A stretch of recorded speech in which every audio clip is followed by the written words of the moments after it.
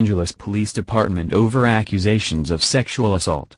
Police launched the investigation into the actor in March after a woman identified only as Effie gave a press conference with her lawyer, Gloria Allred, accusing him of violently raping her and mentally, emotionally, and sexually abusing her during their on-and-off 4-year relationship, which she says began on Facebook in 2016. Hammer's attorney has denied the allegations, saying, "From day one, Mr. Hammer has maintained that all of his interactions with Effie and every other sexual partner of his for that matter, have been completely consensual, discussed and agreed upon in advance, and mutually participatory." Effie's attention-seeking and ill-advised legal bid will only make it more difficult for real victims of sexual violence to get the justice they deserve.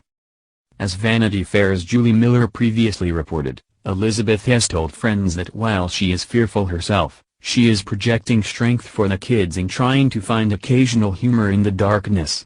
She's been joking to friends that the only thing that makes sense to her, looking back on her marriage since the allegations surfaced, is the Netflix movie starring Zac Efron as Ted Bundy, extremely wicked, shockingly evil, and vile. After separating from her husband, Armie Hammer, listing her Los Angeles home, and coping with the shocking revelations surrounding Hammer, Elizabeth Chambers is taking some much-needed time to focus on herself and her kids.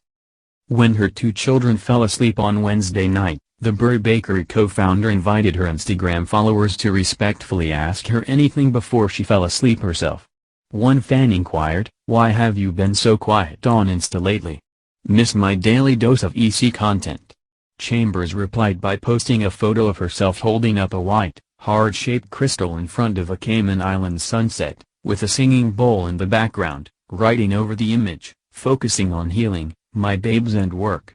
A lot I've wanted to share, but hasn't felt right ADM."